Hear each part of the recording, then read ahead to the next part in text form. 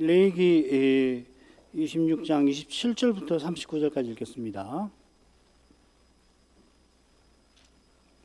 27절부터 읽겠습니다. 너희가 이같이 될지라도 내게 청종치 아니하고 내게 대항할진대 내가 진노로 너희에게 대항하되 너희 죄를 인하여 7배나 더 징책하리니 너희가 아들의 고기를 먹을 것이요 딸의 고기를 먹을 것이며 내가 너희의 산당을 헐며 너희의 태양 주상을 찍어 넘기며 너희 시체를 파상한 우상 위에 던지고 내 마음이 너희를 싫어할 것이며 내가 너희 성읍으로 황폐케 하고 너희 성소들로 황량케 할 것이요 너희의 향기로운 향을 흠양치 아니하고 그 땅을 황무케 하리니 거기 거하는 너희 대적들이 그것을 인하여 놀랄 것이며 내가 너희를 열방 중에 흩을 것이요 내가 칼을 빼어 너희를 따르게 하리니 너희의 땅이 황무하며 너희의 성읍이 황폐하리라.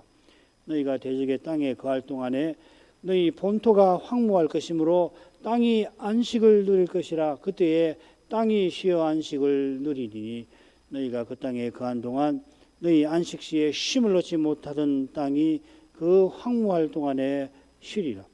너희 남은 자에게는 그 대적의 땅에서 내가 그들의 마음으로 약하게 하리니 그들은 바람에 불린 잎사귀 소리에도 놀라 도망하기를 칼을 피하여 도망하듯 할 것이요 쫓는 사람이 없어도 엎드러질 것이라.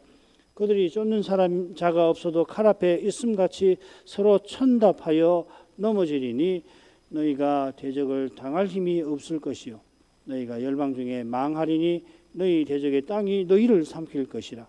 너희 남은 자가 너희 대적의 땅에서 자기의 죄로 인하여 쇠잔하며 그 열조의 죄로 인하여 그 열조 같이 쇠잔하리라. 여기까지입니다.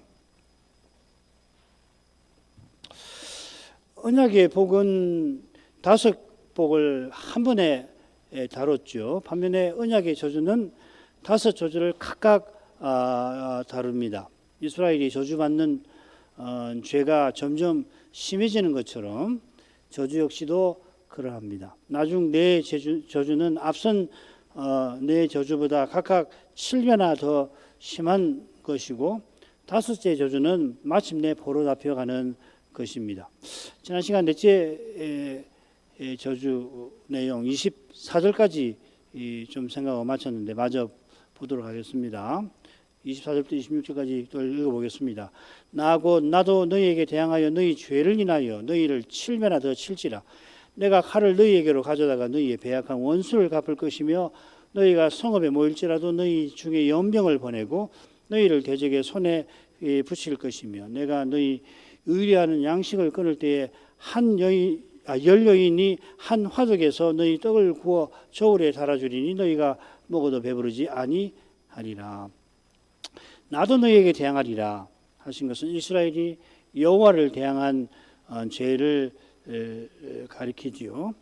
이스라엘이 여호와를 대항한 죄가 간교한데 그만큼 실은 그 이상으로 여호와께서 이스라엘을 대항하시는 그 처분이 그 이상으로 신비합니다.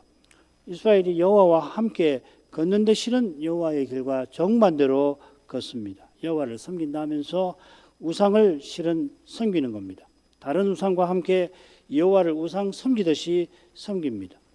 그들이 우상 섬기는 동기가 자기 행복이요 자기 영광입니다. 하나님을 참되게 섬기면 여호와의 영광을 뵙고서 참으로 인생이 영화롭게 하나님 백성으로서 영광스럽게 됩니다만 자기 영광과 행복을 위하여 여호와도 우상처럼 감히 조종하려 듭니다. 여기에 제2계명이 금하는 핵심이 있습니다. 너를 위하여 새긴 우상을 만들지 말라. 우상을 만들어서 그 우상을 통해서 자기가 섬기는 신을 조종하려고 하는 그런 짓을 나에게 하지 말라 하는 겁니다. 이런 이스라엘을 여호와께서 마땅히 심판하십니다. 그런데 여호와께서 그들과 함께 걸으시는데 그들의 길과 반대로 향하시겠다 하십니다. 이런 인자하심의 신비가 징책하신다, 야샤르란 말인데 거기에 표현이 되어 있습니다. 이 동사가 셋째, 넷째, 다섯째 저주에 나옵니다. 이어 나오는 저주는 앞선 세 저주를 합쳐놓은 것 같아요. 첫째 저주는 폐병, 열병, 대적의 침공과 침탈. 둘째 저주는 심한 가뭄과 기근. 셋째는 들짐승에 의한 사망, 인명, 사람이 죽는 것, 또 가축이 손실되는 것이었죠. 이 넷째 저주는 칼, 대적, 칼과 대적, 연병과 기근입니다.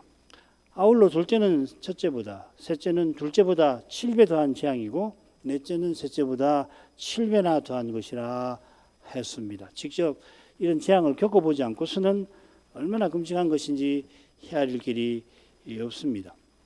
이는 내가 칼을 너희에게로 가져다가 너희의 배약한 원수를 갚을 것이라 하신데도 짐작됩니다. 여호와께서 언약의 보복을 보복하는 칼을 이스라엘에게 내리치겠다 하십니다. 이걸 이제 풀어서 이제 번역을 했습니다. 언약을 어긴 이스라엘을 창세기 15장에 나온 것처럼 쪼갠 짐승같이 만드시겠다 하는 겁니다. 언약의 보복을 위한 칼은 언약을 체결하는 칼. 이 언약을 체결한다고 할 때 체결한다고 번역한 말이면 자른다는 말입니다. 영어로 커트라는 말 요즘 많이 쓰니까요. 이 칼로 자른다는 말입니다. 언약을 체결하는 칼과 반대되는 것을 가리키는 것 같습니다. 퍽 뉘앙스가 있는 표현입니다. 세 가지로 원수 갚으시는데 첫째가 성읍에 모일지라도 연병 중에 너희 중에 연병을 보내는 거라 하셨습니다. 위험을 피하려고 성읍에 모였는데 거기 전염병이 일어나서 몰살되는 걸 가리키겠죠.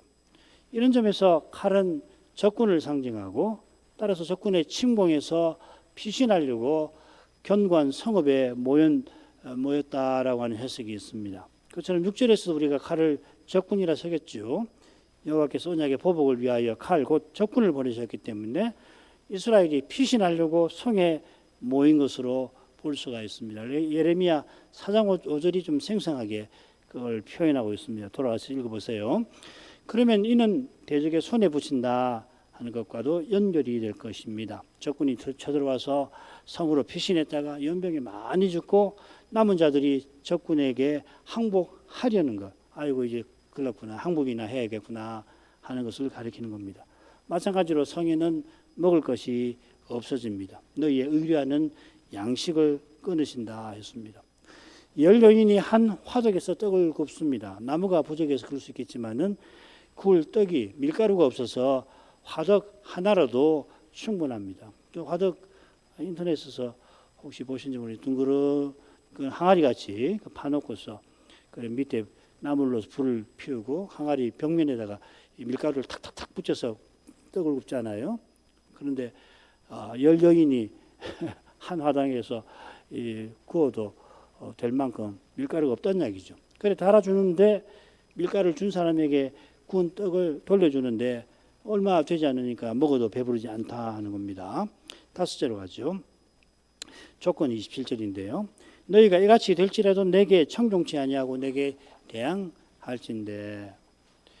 27절은 이 저주받는 조건들이 다 모여 있죠.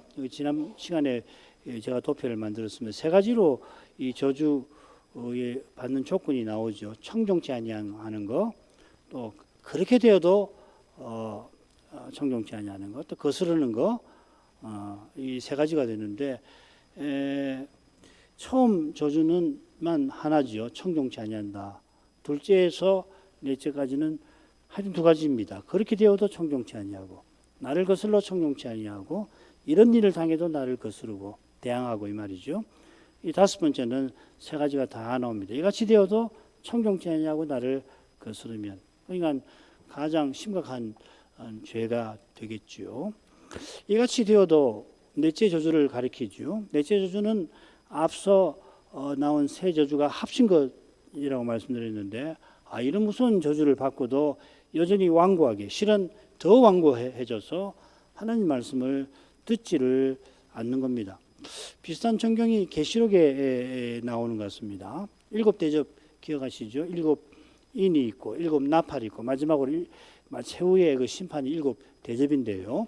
거기 보면은 대접을 하나씩 쏟으니까 재앙이 땅에 쏟아지죠. 첫째 대접을 땅에 쏟으니까 악하고 독한 헌대가 짐승의 우상에게 경배하는 배도자들에게 헌대가 나고, 둘째 대접을 바다에 쏟으니까 모든 생명이 죽고, 셋째 대접을 강과 물 근원에 쏟으니 물이 피로 변합니다. 이어 넷째 대접을 해에 쏟으니까 해가 권세를 받아 불로 사람들을 태우는데, 이 재앙들을 행하는 권세 가지신 하나님의 이름을 회방하며 또 회개하여 영광을 돌리지 아니합니다. 다섯째 대접을 짐승의 보좌에 쏟으니 사람들이 얼마나 아픈지 자기 혀를 깨무는데, 아픈 것과 종기 때문에 하늘의 하나님을 회방하고 자기 행위를 회개치 아니합니다. 이런 걸 보면 인생의 죄가 얼마나 악한 것인지 헤아릴 길이 없습니다. 하나님의 책망에 깜짝 놀라면서 회개하는 일이 죄인에게서는 나올 리가 없는 것이에요. 마찬가지로 하나님의 심판에 믿지 않은 사람들이 두려워하는 것은 아직도 하나님이 일반 은총을 베푸시는 거죠. 아이고, 이 나라에 난리가 났으니까 근신하는 경우가 있는데 그 일반 은총이란 말이죠. 장차 하나님께서 마귀가 결박에서 풀려나게 하시고 저 그리스도가 큰 미혹을 베풀면은 하나님이 그전까지 베푸시던 대로 아니하실 거니, 사람들이 큰 환난을 겪으면서도 아까 계시록에 나온 것처럼 하나님을 회방하게 될 것입니다. 그런 비슷한 현상이 이스라엘이 망하기 전에 벌어질 것이라 경고하시는 겁니다. 이스라엘이 여호와를 청종치 아니하고 대항할 것이다. 이건 우리 앞서 살핀 것입니다. 그럼 저주의 내용으로 가보도록 하십시다. 다섯째 저주는 받는 조건이 그렇듯이 내용도 가장 깁니다. 28절부터 39절까지 12절에 걸칩니다. 그리고 앞선 4개의 저주보다도 훨씬 심합니다. 특별히 이 다섯째 복 11절 12절과 정반대 되는 것으로 묘사가 되어 있을 것입니다. 다 비교해서 보면 좋은데 참고하십시오. 28절 먼저 가죠. 내가 진노로 너희에게 대항하되 너희 죄를 인하여 7배나 더 징책하리라 하리니, 다섯째 저주도 넷째 저주처럼 여호와께서 너희에게 대항하시는 것입니다만은 넷째 저주에 나오지 아니하는 말이 있습니다. 진노로 대항하신다 하셨습니다. 이 진노라는 말이 레위기에는 이곳에 한 번 나옵니다만은 구약 성경에는 120회나 나옵니다. 심판하시는 하나님의 진노를 특별히 가리킵니다. 얼마나 진노하시는가. 넷째 저주보다도 7배나 더 징책하십니다. 넷째 저주도 두려운데 그보다 7배나 더 하신다면은 얼마나 두려운지 상상 넘었습니다. 그런데도 대항하되라는 표현이나 징책한다는 동사는 신비하게 하나님 은혜와 사랑을 여전히 드러냅니다. 이건 우리가 지난번에 살폈죠. 그리고 그 실제 내용이 44, 45절에 나올 거고 다음 주에 보겠습니다.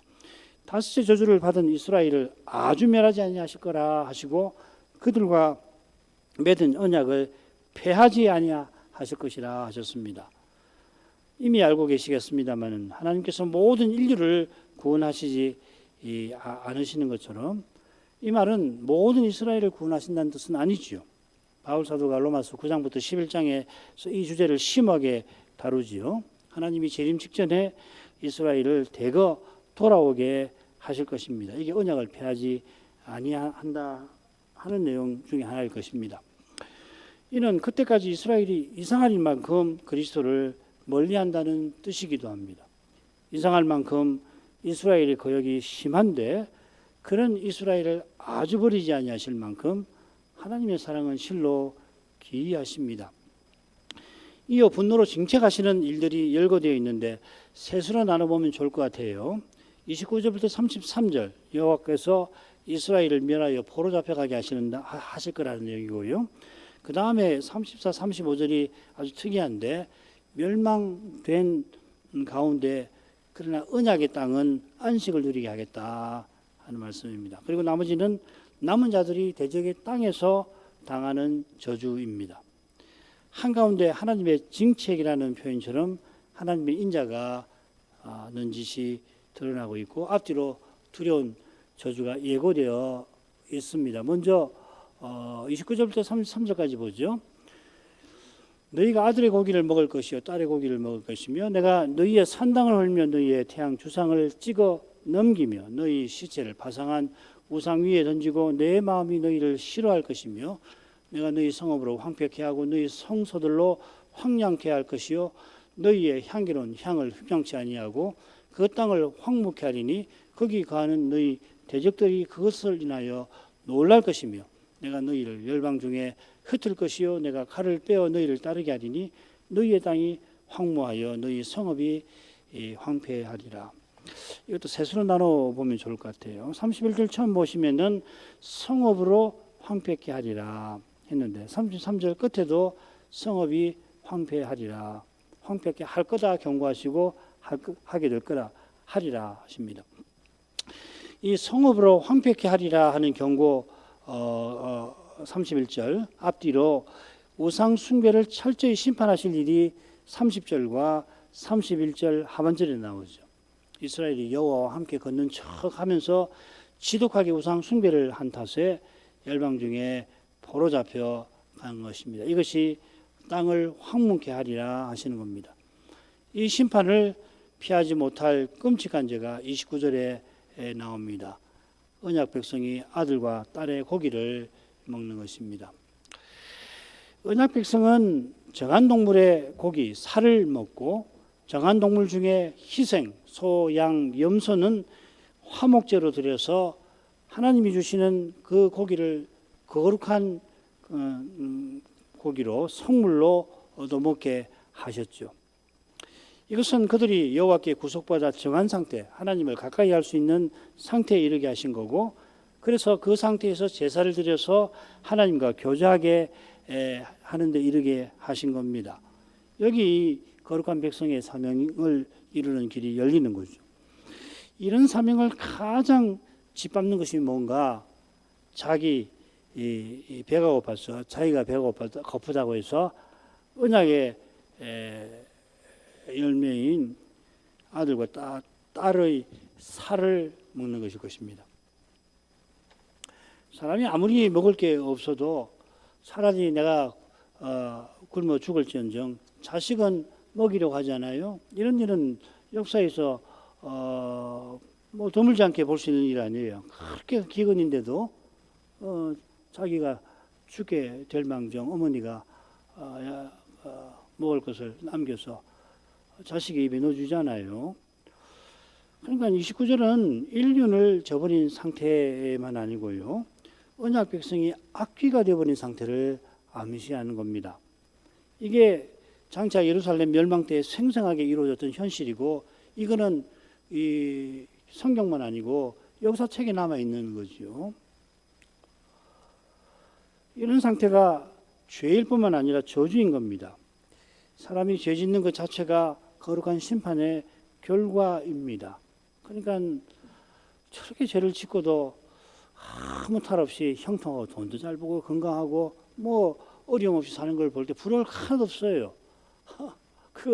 그건 말하자면 이 시편 73편에 있는 것처럼 이 멸망의 비탈길로 내달리는 것이거든요. 언약 백성이 살던 성읍은 거룩한 성이 아니라 정말 가정한 성, 이 귀신들의 거하는 성이 되고 말게 되는 겁니다. 그러니까 헤렘 심판을 피하지 못할 지경입니다만은, 정한 백성, 거룩한 백성이 악기로 변한 성은 이미 황폐한 것입니다. 이 지경에 이르게 된 이유가 이어나오는 우상 숭배와 붙어 있겠죠. 언약의 나라 전체가 자기 하나님을 버리고 우상을 섬깁니다. 그들이 섬기는 우상들이 주변 나라의 수호신들인데, 그 나라들은 자기 수호신을 버리지 않습니다만은 이 이스라엘은 만왕의 왕을 버리고 다른 신들을 섬깁니다. 이게 배도지요.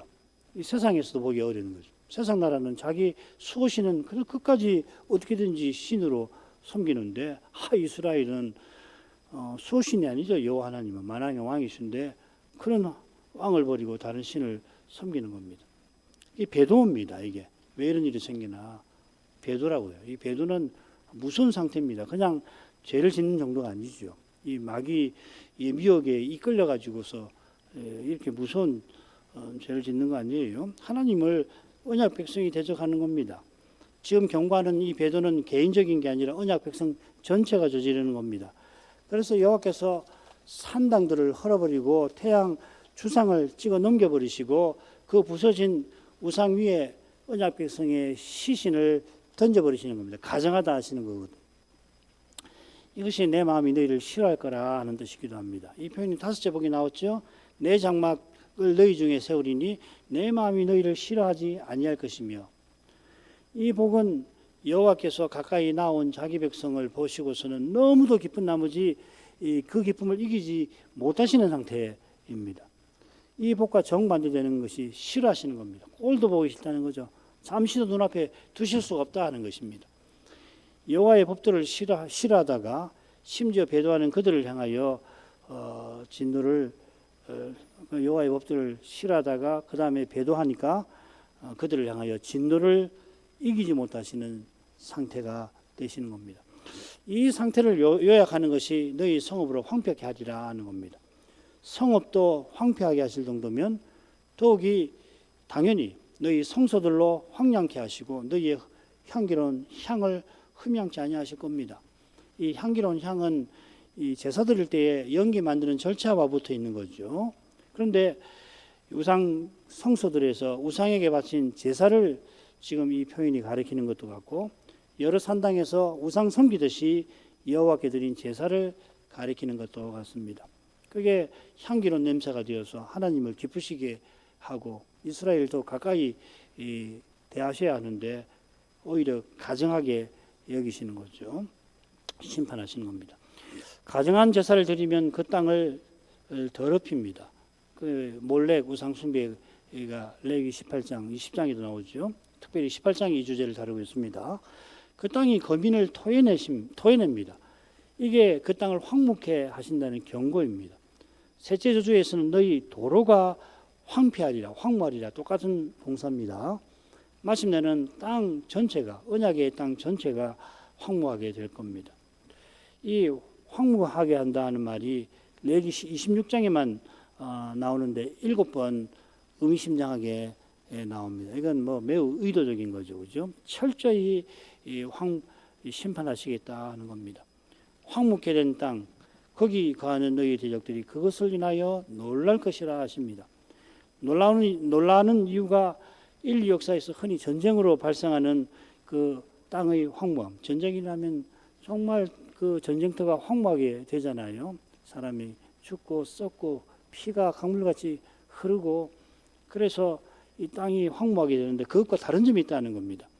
대적들이 이스라엘을 죽이고 약탈하는데 거기 사람의 생각과 경험을 넘어서는 뭔가가 있다는 겁니다. 가령 그들이 자기 자식의 살을 먹고 있는 이스라엘을 보고서 충격을 받게 될 텐데 그것과 맞먹는 이상한 일이 거기 나타날 것입니다.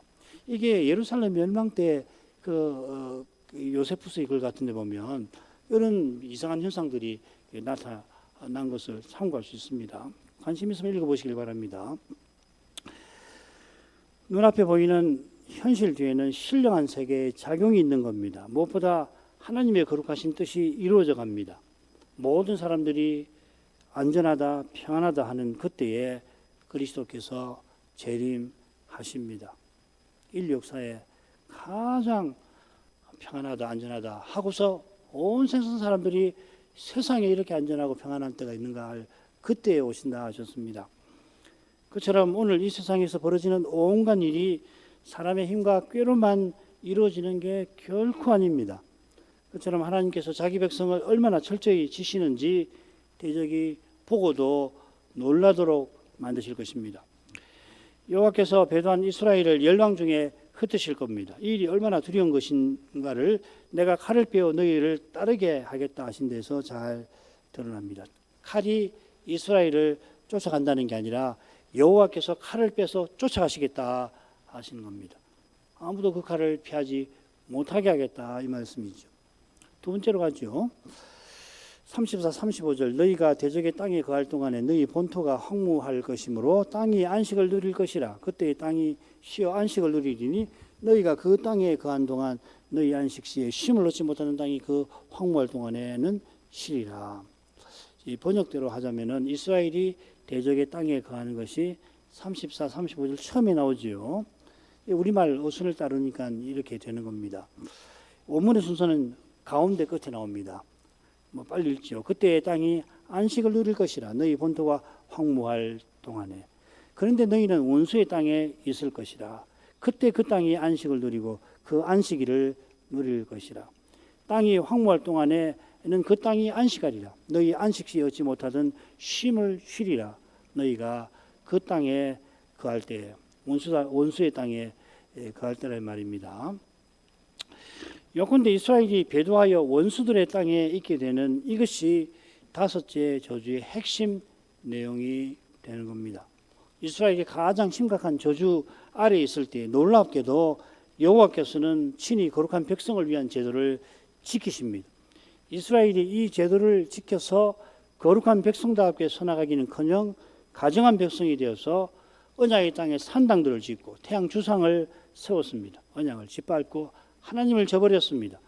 그처럼 멸시당하신 하나님께서 무시당한 언약을 친히 그 멸망시에 이루십니다. 땅이 가정한 백성 때문에 황무하게 되었지만은 안식년과 희년처럼 안식을 누립니다. 말하자면 황무하게 된 땅이 마치 탄식하며 썩어짐의 종로로 타지만 하나님의 자녀들의 영광의 자유에 이루고자 하는 것과 비슷한 면이 있습니다. 로마서 8장 21절이죠. 그죠? 땅이 사람처럼 인격이 있는 게 아니니까 하나님께서 하나님 자녀들이 장차 성자처럼 자유롭게 하나님을 섬기는 그 일을 온 세상에서 힘써서 이루고 계시는 것입니다. 이걸 여호와의 열심이라고도 읽었습니다. 이사야 9장 7절 이걸 읽어봐야겠습니다. 정사와 평강의 더함이 무궁하며 또 다윗의 위에 앉아서 그 나라를 굳게 세우고 자금 이후 영원토록 공평과 정의로 그것을 보존할 것이라. 만군의 여호와의 열심히 이를 이루리라. 하나님과 우리에게 나고 하나들을 우리에게 주신 바 되었는데 그분은 전능하신 하나님이고 영존하신 아버지신데 그 하나님이신 메시아가 다윗의 위에 앉아서 영원한 제국을 세우실 거다. 이걸 여호와의 열심히 이룰 것이다 하였습니다. 같은 열심으로 여호와께서 이스라엘의 배도에도 불구하고 다윗의 위에 앉아 영원한 나라를 세울 메시아를 세상에 보내실 일을 쉬지 않으실 것입니다. 황무한 땅이 안식을 누리게 하시는 것은 희년과 안식년의 그 목적을 친히 이루겠다 천명하시는 것입니다. 이런 하나님이시니 사람의 눈에는 온 세상이 적그리스도를 추정하는 그때에도 주의 약속을 틀림없이 이루어 내실 것입니다. 마지막 1절 너희 남은 자에게는 그 대적의 땅에서 내가 그들의 마음으로 약하게 하리니 그들은 바람에 불린 잎사귀 소리에도 놀라 도망하기를 칼을 피하여 도망하도록 할 것이요 쫓는 자가 없어도 엎드러질 것이라. 그들은 쫓는 자가 없어도 칼 앞에 있음같이 서로 천답하여 넘어지리니 너희가 대적을 당할 힘이 없을 것이요 너희가 열방 중에서 망하리니 너희 대적의 땅이 너희를 삼킬 것이라. 너희 남은 자가 너희 대적의 땅에서 자기의 죄로 인하여 쇠잔하며 열조의 죄를 인하여 그 열조같이 쇠잔하리라. 너희 남은 자, 이 주제어죠. 맨 처음 맨 끝에 36, 39절에 너희 남은 자가 그 대적의 땅에서 이렇게 나오죠. 대적의 땅에서 살아가는 이스라엘의 포로들을 가리킵니다. 여호와께서 포로 잡혀가게 하실 일이 33절에 나왔는데 거기 여호와께서 칼을 빼서 포로 잡혀가는 이스라엘을 추적하신다 했습니다. 그 칼에 죽지 않고 살아남은 자들 그들에게도 여호와께서 저주를 내리시겠다 하셨습니다. 이렇게 하나님은 죄를 미워하십니다. 바로 그 이유로 우리를 구원하실 때에 자기 아들을 아끼지 아니하시는 것입니다. 여호와께서 남은 자들에게 마음으로 약하게 하실 것입니다. 이 비슷한 표현이 신명기의 흥미로운 본문에 나와요. 20장 8절인데 그게 어떤 본문이냐면 거룩한 전쟁에 나서야 하는데 마음이 약한 사람은 아이고 무서워서 전쟁터에 못 나가겠습니다 하면은 집으로 돌려보내라 하는 겁니다. 왜냐하면 그 한 사람 때문에 전쟁에 나선 형제들의 사기가 떨어지지 않게 하려고 하는 것입니다. 요컨대 이 마음이 약한 상태는 전쟁하면 백전백패하는 상태입니다. 이 상태를 잘 보여주는 것이 바람에 불린 잎사귀 소리에도 화들짝 놀라서 도망치는 겁니다. 얼마나 놀랐으면은 그 전쟁터에서 내리치는 칼을 피하듯이 그렇게 도망칠 거다 하는 겁니다. 늘 죽음의 두려움에 압도가 되어서 좇는 자가 없어도 도망치는 게 아니라 그 자리에서 아예 넘어 엎드러진다 하였습니다. 그처럼 얼마나 놀랐으면 걸어만 나 살려라 하고 서로 달아나는 바람에 함께 넘어져 서로 밟힙니다. 천답이란 말이 그 말이죠. 서로 밟는 거죠.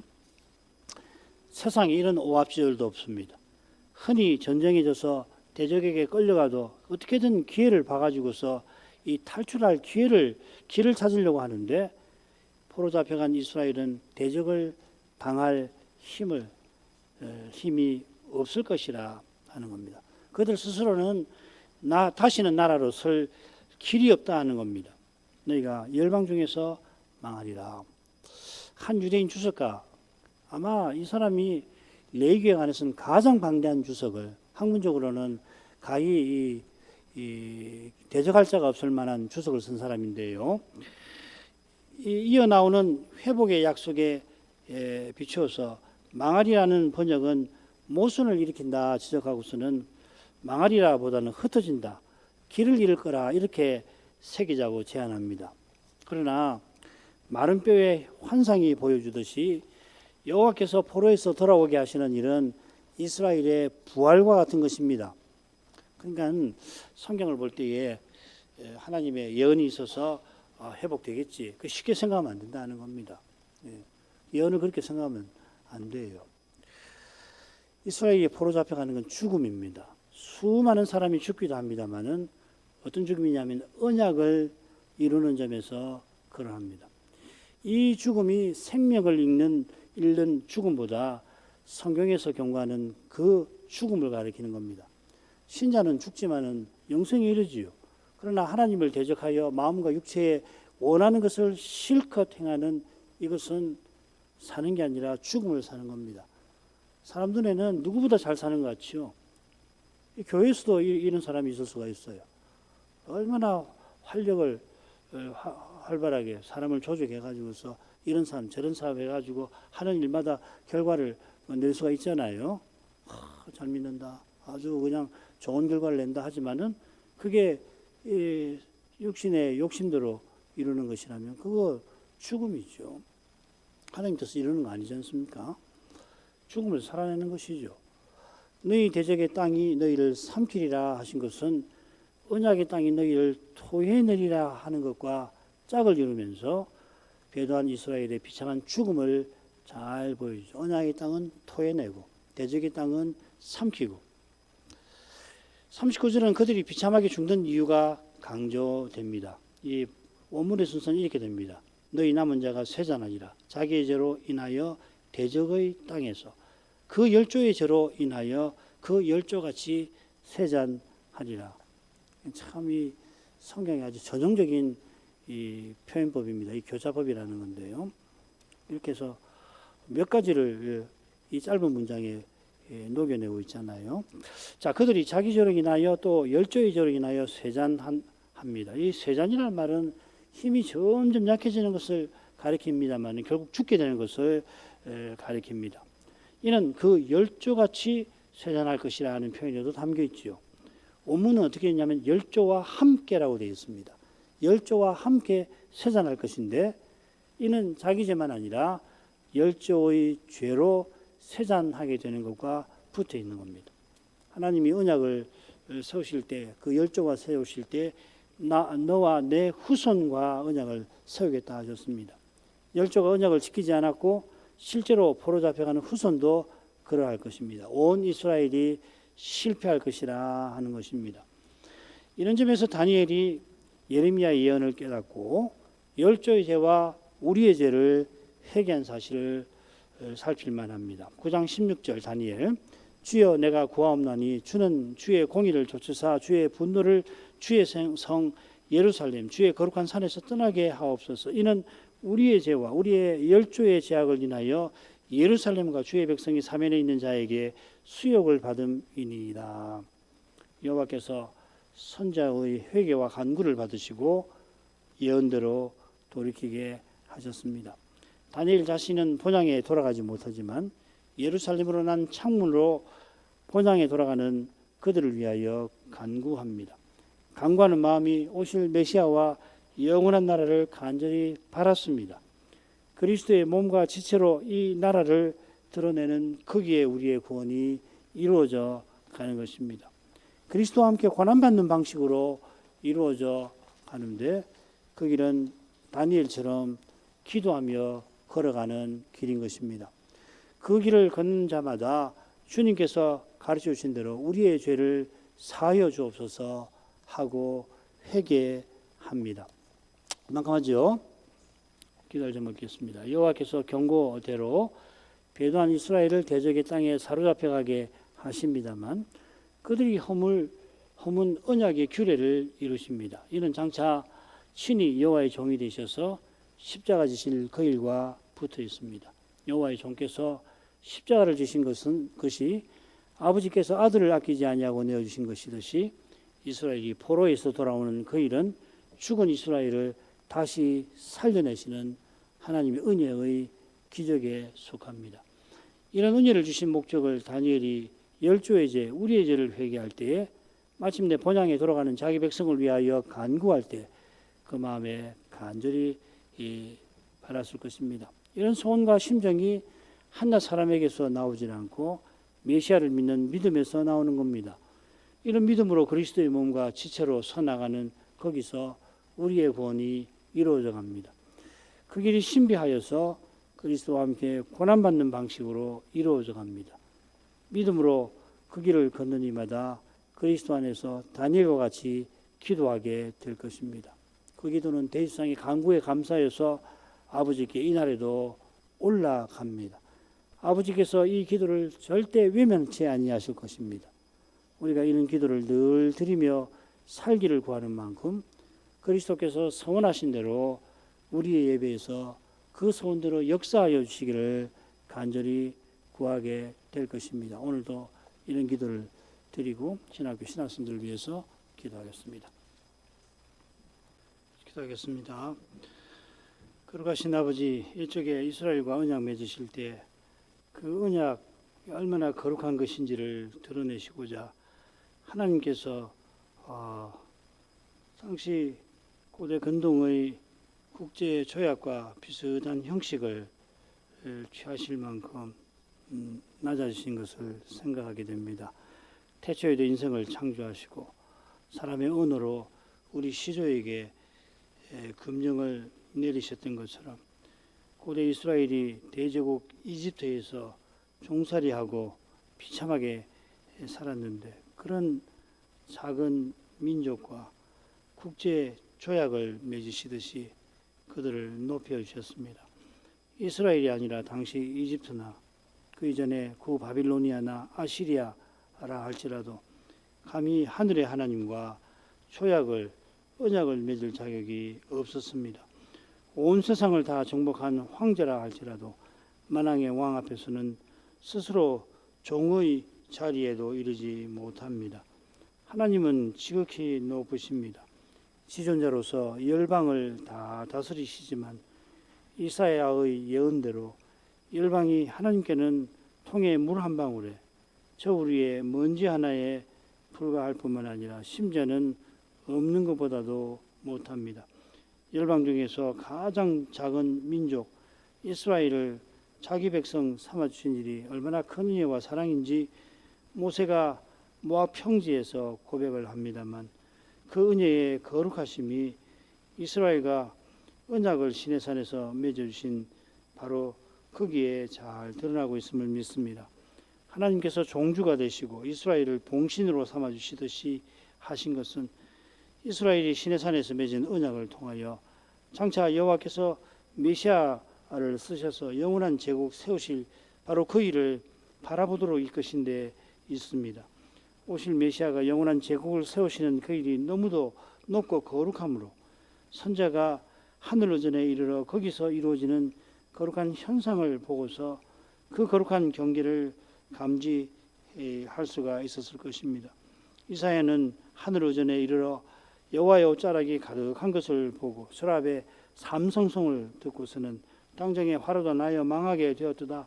내가 입술이 부정한 자로서 입술이 부정한 백성 중에 거하면서 만군의 여호와를 배웠다 탄식을 하였습니다. 선자가 성신의 특별한 가마를 입고서 오실 메시아를 바라보는 믿음으로 말미암아 하나님의 거룩한 영광을 겨우 견뎌냈으니 일반 백성이 시내 산에서 여호와의 음성을 들을 때에 죽음의 공포를 견디지 못한 것은 너무도 당연하였습니다. 그런 그들을 위하여 여호와께서 어떻게든지 오실 메시아와 영원한 제국을 바라보도록 만드시려고 지혜로서 언약을 세우시고 언약의 계명과 규례와 법들을 세우시되 희년 같은 규례를 세워서 영원한 제국이 얼마나 거룩하며 복된지를 그들로 하여금 조금이라도 가늠하게 조금이라도 그 나라를 바라보도록 하신 줄 믿습니다. 이러한 사랑으로 이 언약문을 내주신 것을 깨닫게 하옵소서. 하나님이 규례와 법도와 계명을 거룩한 제도를 세우시면서 이스라엘이 인생이 어떤 존재인 걸 다 아시고 세우신 언약을 친히 이루려 하십니다. 이스라엘이 여호와의 귀한 행사로 이집트에서 탈출하고 크고 두려운 광야를 지나고 있지만은 하나님의 약속을 믿지 못할 뿐 아니라 하나님의 언약을 이미 허물었던 것처럼 이들이 거룩한 언약을 스스로는 결코 이루지 못할 것을 여호와께서 다 아셨습니다. 레위기의 두 역사 사건이 그것을 이미 보여줍니다만 언약문에서도 여호와께서 언약의 저주를 단단히 일러주시는 한편 그들이 허물 규례와 제도를 친히 이루시겠다 하는 뜻을 눈짓이 보이십니다. 그처럼 이스라엘이 베드로 표로 잡혀갈 것을 내다보시고 그들을 아주 멸하지 아니하실 뿐 아니라 여호와의 언약을 친히 이루시겠다 하십니다. 이는 장차 여호와의 종으로 세상에 오셔서 십자가 지실 그 일을 내다보실 뿐 아니라 그 일을 신실히 이루어 가시고자 이처럼 언약문을 그들에게 내리신 것입니다. 그리스도를 믿고 그리스도의 몸과 지체로 살아가는 이것이 얼마나 놀라운 은혜인지 새롭게 깨달아가게 하시옵소서. 하나님이 자기 아들을 아끼지 않고 내어주신 그 사랑을 날마다 참으로 깨닫게 하셔서 그 사랑에 합당하게 행할 길은 어디에 있는가? 그 길을 위하여 대지상께서 우리를 위해서 무엇을 간구하시는가? 저희가 성신을 의지하여 조금이라도 깨닫고서 주님의 그 간구를 쫓아 이 시대의 교회들과 신자들을 위하여 간구하는 데 이르게 해 주옵소서. 그리하여 대지상께서 아버지의 약속을 간절히 바라시는 그 거룩한 태도와 심정을 더 본받게 해 주시고 그리하여 하루를 살더라도 하나님이 이루어 가시는 그 거룩한 일에 쓰임을 받는 거기에 마침내 이룰 수 있게 하여 주시옵소서. 예수님의 이름으로 기도합니다. 아멘.